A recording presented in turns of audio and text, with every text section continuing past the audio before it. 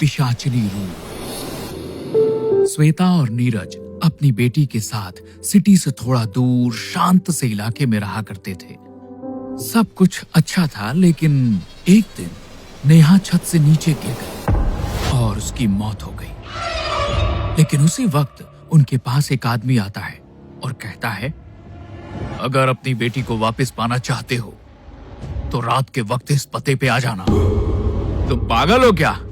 देख नहीं रहे मेरी बेटी मर गई, वापस कैसे आएगी? वो आदमी बिना कुछ बोले ही वहां से चला जाता है और रात होते ही श्वेता के कहने पर नीरज अपनी मरी हुई बेटी की लाश लेकर उस आदमी के पते पे आ जाता है। मुझे पता था तुम लोग जरूर आओगे। क्या सच में मेरी बेटी वापस आ जाएगी?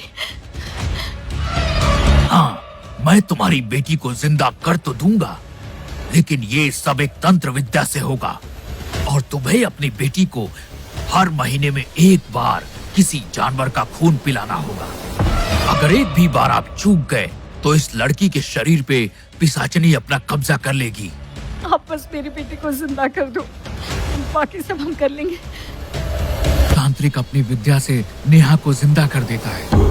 नेहा उठकर श्वेता और नीरज के गले लग जाती है। ये देख दोनों बहुत खुश होते हैं और नेहा को लेकर वापस चले जाते हैं। कुछ दिनों तक सब ठीक चल रहा होता है, लेकिन एक दिन उनके घर उनका पड़ोसी रोहन और उसका बेटा टीकू आते हैं। नीरज, कहाँ हो? हाँ आया, क्या हुआ? नेहा कहाँ है? काफी वक्त से उसको बाहर नहीं देखा। उसको टीकू का काफी मन था नेहा से मिलने का, इसलिए मैं यहाँ ले आया। वो तो सो रही है, उसकी तबीयत ठीक नहीं थी कुछ दिन से, लेकिन अब ठीक है। तभी रोहन का बेटा भागते हुए नेहा के रूम में जाता है और नीरज और रोहन भी उसके पीछे जाते हैं, जहाँ सच में नेहा सो रही थी। ये देख रोहन टीकू को लेकर बाहर आ जाता है और नीरज से माफी मांगते हुए कहता है, सॉरी यार, असल में टीकू कह रहा था कि नेहा छत पे से गिर गई और उसको कुछ हो गया है। नहीं तो ऐसा कुछ भी नहीं हुआ है, नेहा बिल्कुल ठीक है। हाँ माफ करना, टीकू शायद ऐसी कहानी बना रहा होगा। वैसे चलो कहीं बाहर ट्रिप पे चलते हैं, काफी वक्त से आप लोग भी बाहर नहीं जा रहे हैं। हाँ बिल्कुल, कल ही चलते हैं। इसके बाद रोहन वहाँ से चला जाता है। तुम्हें पता है ना तुम क्या कर रहे हो? अगले दिन रोहन, टीकू और पूनम तीनों मिलकर नीरज के परिवार के साथ एक हिल स्टेशन जाते हैं, जहाँ कार में नेहा बिल्कुल चुपचाप होकर बैठी थी और अचानक ही नेहा टीकू के पास जाकर कहती है, टीकू मेरे पास आओ, तुम्हें कुछ बताना है। जैसे ही टीकू नेहा के पास गया, नेहा की आंखें लाल रंग में चमकने लगी और फिर नेहा ने जोरों से टीकू का कान काट दिया था और टीकू के कान से बहुत तेजी से खून निकलने लगा और टीकू जोरों से रोने लगा। तभी रोहन भागता हुआ आया और कार खोलकर टीकू को बाहर निकालकर कहने लगा, क्या हुआ टीकू, तुम ऐसे क्यों रो रहे हो? पापा पापा पापा, वो नेहा ने मेरा कान काट दिया और खा गई। बेटा ऐसे कैसे हो सकता है? नेहा तो कब से हम लोगों के साथ बाहर बैठी हुई है और कौन से कान काटने की बात हो रही है? ना तुम्हारा कान काटा है और ना कोई खून है। लगता है तुमने कोई सपना देखा है। नहीं पापा, मेरी बात सुनो, सच में वो नेहा नहीं है। तभी वहाँ नीरज नेहा के साथ आता है और नेहा अपनी आंखें लाल करके टीकू को देखती है। रोहन, आज हमें यहीं आसपास कहीं रुकना होगा, क्योंकि गाड़ी में कुछ खराबी आ गई है, वो मैं कल सुबह ही ठीक कर पाऊंगा। अच्छा कोई बात नहीं, चल देखते हैं। वो सामने घर में रोशनी है, जरूर वहाँ कोई ना कोई तो रहता ही होगा, उससे मदद ले लेंगे आज रात के लिए। हाँ चलो चलकर देख लेते हैं। सभी लोग उस घर की तरफ को जाते हैं। सुनो, आज हमें नेहा को बाहर लेकर नहीं आना चाहिए था। आज उसको हमें देना ही होगा, वरना न जाने क्या होगा। तुम चिंता मत करो, अभी उस घर में चलकर देखते हैं, कुछ न कुछ जरूर होगा। जैसे वो लोग घर पे पहुंच जाते हैं तो उस घर में कोई भी नहीं था। वो लोग उसी घर में रात काटने का सोचते हैं और वहीं रुक जाते हैं और थकान के कारण सभी लोग जल्दी ही सो जाते हैं। तभी एक खौफनाक पिशाचनी का रूप नेहा के पास आती है और नेहा को मारने ही वाली थी कि तभी नेहा की आंख खुल जाती है और वो पिशाचनी गायब हो जाती है। तभी बेड के नीचे से एक हाथ नेहा को इशारा करके नीचे आने को कह रहा होता है। नेहा भी डरते हुए बेड के नीचे जाने लगती है लेकिन तब वो बेड के नीचे दिखती है, वहां कोई नहीं था। लेकिन जैसे ही ऊपर आने लगती है, तभी वही पिशाचिनी नेहा को अपनी तरफ खींच लेती है और उसके शरीर में घुस जाती है और नेहा जोरों से चीखती है। माँ! नेहा के चीखने की आवाज सुन श्वेता की आंख खुल जाती है, लेकिन श्वेता देखती है कि नेहा उसके साथ सो रही है। श्वेता नेहा के ऊपर हाथ रखकर सोने लगती ही कि तभी श्वेता की नजर नेहा के सर की तरफ जाती है और उसका सिर अब एक कंकाल जैसा हो गया था, जिसमें कई कीड़े घूम रहे थे। ये देख श्वेता डर जाती है और नीरज को उठाने जा ही रही होती है कि तभी वो देखती है कि नीरज की लाश सामने दीवार पे लटक रही होती है और पूरी दीवार खून से भरी हुई होती है।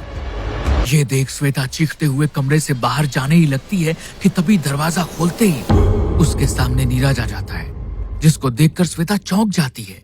क्या हुआ श्वेता, तुम इतनी डरी हुई क्यों हो? वो मैंने तुम्हें कहा था ना कि आज हमें बाहर नहीं जाना चाहिए था। देखो क्या हो रहा है अब। बात क्या है, आखिर हुआ क्या? नीरज श्वेता का हाथ पकड़कर कमरे के अंदर ले आता है। बताओ क्या हुआ? वो देखो नेहा का क्या हाल हो गया है। और उस पिशाची ने नेहा तुम्हें भी मार कर दीवार पे लटका दिया था।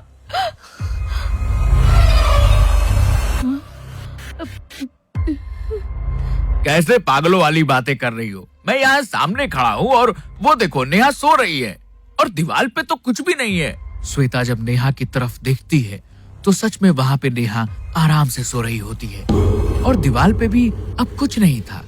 श्वेता राहत की सांस लेकर नीरज के गले लग जाती है। तभी दूसरी तरफ रखे एक शीशे में श्वेता देखती है नीरज का शरीर एक कंकाल बन गया है। ये देख श्वेता नीरज को धक्का देकर वहां से भागने लगती है और भागते हुए वो रोहन से टकरा जाती है और उसको ये जो हो रहा है सब सच बता देती है। ये सब तुम क्या बोल रही हो? ये सब बिल्कुल सच है। हमें जल्दी से यहाँ से निकलना होगा और उस तांत्रिक से जाकर मिलना होगा, वरना वो पिशाचिनी सबको मार देगी। रोहन जल्दी से घर के अंदर जाता है और देखता है कि उसकी पत्नी को भी उस पिशाच ने मार दिया है और उसके शरीर का सारा खून पी गई है। हमें यहाँ आने में देर हो गई। मेरा बेटा कहाँ है? कहीं उसे तो कुछ नहीं? दोनों जल्दी से भागते हुए इधर उधर ढूंढने लगते हैं, जहाँ उनको कहीं भी टीकू नहीं मिलता। फिर नीरज की आत्मा दोनों के सामने आती है। रुक जाओ रोहन, तुम्हें अगर अपने बेटे को बचाना है तो उसी तांत्रिक के पास जाकर हल पूछना होगा। ऐसा कहकर नीरज वहाँ से गायब हो जाता है। रोहन, तुम जाकर तांत्रिक से पूछो और मैं यहाँ टीकू को तलाश करती हूँ। तब रोहन जल्दी से कार को स्टार्ट करके तांत्रिक के पास चला जाता है और उसको सब बता देता है। मैंने तो उन लोगों को पहले ही कहा था, इस विधि से सावधान रहें। बाबा, मेरे बेटे को बचाओ उस पिशाचिनी से और कुछ करो आप। ठीक है, ये लो शीशा ले जाओ। तुम्हें इस शीशे में उस पिशाचिनी को कैद करना होगा और इसको तोड़ना होगा, तभी वो खत्म होगी। रोहन वो शीशा लेकर जल्दी से वापस आता है और श्वेता को सारी बात बताता है और दोनों अब उस पिशाचिनी को ढूंढने लगते हैं। तभी वो पिशाचिनी दोनों पर हमला करने लगती है और रोहन को हवा में उड़ाकर दूर फेंक देती है और श्वेता का गला पकड़कर हवा में लटका देती है। तभी रोहन वो तांत्रिक वाला शीशा श्वेता की तरफ फेंक देता है, जिससे श्वेता उस पिशाचिनी की रूह को उस शीशे में कैद कर पाए। लेकिन वो पिशाचिनी की रूह शीशे में जाने से पहले श्वेता का हाथ पकड़ लेती है और उसको भी शीशे में खींचने लगती है। रोहन, हमारी वजह से तुम्हारे साथ ये सब हो रहा है, तो इसकी सजा भी हमें मिलनी चाहिए। तुम्हें अब इस आत्मा को हमेशा के लिए खत्म करना होगा। नहीं श्वेता, तुम हिम्मत रखो, ऐसा मत करो। लेकिन तभी श्वेता भी उस शीशे में कैद होती है उस पिशाचिनी के साथ। अब रोहन शीशे के पास आ जाता है और श्वेता को कैद देखता है, लेकिन उसकी मदद नहीं कर पाता और ना चाहते हुए भी रोहन उस शीशे को तोड़ देता है, जिससे उस पिशाचिनी का माया जाल खत्म हो जाता है। और तभी वहां रोहन का बेटा भी एकदम ठीक ठाक आ जाता है।